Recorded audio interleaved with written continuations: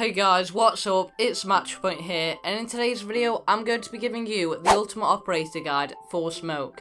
You guys requested it, so I'm going to be bringing it to you. If you do find this video useful, then consider dropping a like on the video. And if there are any topics that you would like me to cover next, or if you even do have a specific topic that you are struggling with and would like me to cover it, well, make sure you comment it down below so I know to do them. Now, before we get into the video, as it turns out, actually 92% of you guys who watch the videos aren't actually subscribed. So it would help me out a lot. If you do find these videos useful, consider hitting that subscribe button. So, if you are new around here, welcome, and I hope you enjoy the video. So let's get right on into it. First of all, we are going to be starting off with Smoke's loadout. For his primary weapons, Smoke does offer a shotgun or the FMJ9, which is a submachine gun. Now, the shotgun is absolutely fantastic for making that soft wall destruction and opening up many rotation holes for you and your team, and ultimately revamping the site and the objective. You will often see players in Pro League matches use all of their shotgun ammo up in certain scenarios just because of how good it is for creating that destruction. Which is why Smoke's preparation phase setup can be quite hefty if you do take this route. And we will dive a little more into that when we get on to his ability. Now, the FMJ9 isn't the strongest of submachine guns out there, but it does offer a good alternative playstyle for Smoke. It is really going to come down to personal preference on these two and your playstyle, and the secondaries really do make a difference, and we will be getting into this right away. Now, for Smoke's secondaries, he does offer your standard handgun and as well the SMG-11, which is a machine pistol. Now, first of all, we'll talk about the big hitter, which is the SMG-11.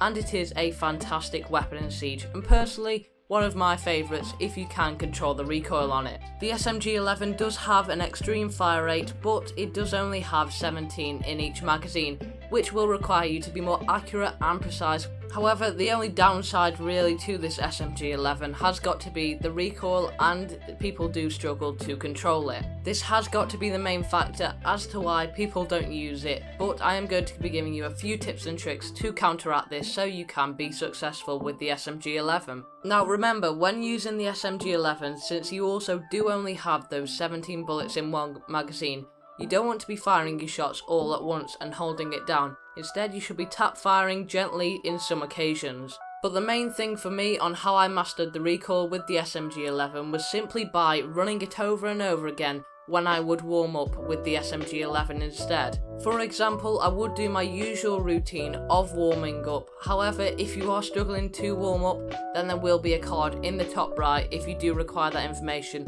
as I've completed a full warm-up guide for you. Well, I would throw in another round of me using the SMG-11 instead.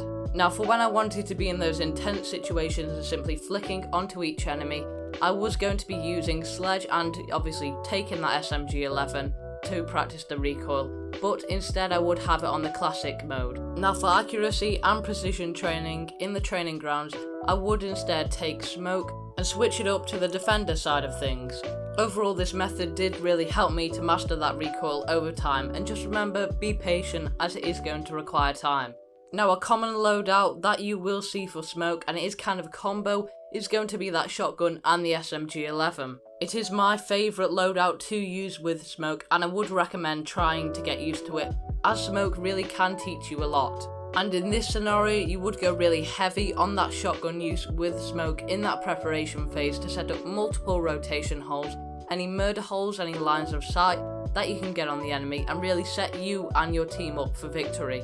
And then in game, the SMG-11 would be your primary weapon that you are going to be using and dealing the damage with. However, the shotgun can be used for those close encounters. Now, for Smoke's gadgets, he does have the deployable shield and the barbed wire. Personally, in this situation, I would take the barbed wire. However, the deployable shield can also offer great use. The main reason as to why I would take the barbed wire is so that I can delay the enemy even further, as that is going to be one of Smoke's main purposes, which we will talk about more detail later on in the video, so make sure you don't miss that. And also, combined with his ability, it can really make a deadly combo. And the choice on the gadget will really depend on your playstyle and how you like to use Smoke. Now, we are going to be moving on to Smoke's desired role in Rainbow Six Siege. However, before we get into that, I would just like to let you all know that I do stream over on Twitch on Mondays, Wednesdays and Fridays with some Rainbow Six Siege. The link will be down below in the description if you would like to check it out. Now, for Smoke's desired role, I would class him as an anchor or a lurker. Classing Smoke as a lurker isn't always one of the common ones and it can be controversial. However, I do believe he can fit that playstyle in some certain situations. The reasoning for Smoke being an anchor is primarily down to his ability. Now, we will be moving on to Smoke's ability very shortly. However, the reason why I think this is going to be because he's able to delay the enemy very hard on the objective push. Realistically, what you're doing is you're delaying the amount of time that they have, which then translates into them having panic when they haven't got what they needed to do down because you are there delaying them. And this is why he fits the desired role of an anchor, because he is going to need to be on that site in order to stop those pushes. Now, classing Smoke as an anchor does allow him to place his ability down and rotate freely throughout the site when he needs to in order to get them down and delay the enemy. Now, the reason why I would class Smoke as a lurker in some scenarios is going to be because he's able to sit a few rooms away from the site and delay their push early on in the game. Not late on like you will be doing on site as an anchor, but early on. It still delays their time by a lot and can affect their push. Your presence is going to be the main factor delaying them, but at that as well, if you do find yourself in a sticky situation, you can throw down your ability and rotate back to site and switch into the anchor role and ultimately play the late game. Now I'm going to be moving on to Smoke's ability. Smoke's ability is a throwable canister which does contain toxic gas in order to delay and harm the enemy as well as damaging them. The double-sided tape does allow for it to be stuck on vertical or horizontal areas and mounted. Smoke does in fact have 3 of these and it does allow for him to delay. Now, you should be using Smoke's ability on choke points. Now, if you don't know what a choke point is, well, it is simply an area that is heavily contested and does allow for the enemy to rotate into the site. I believe Smoke's canisters do last for around 10 seconds, so therefore you can delay quite a hefty chunk of time considering you do have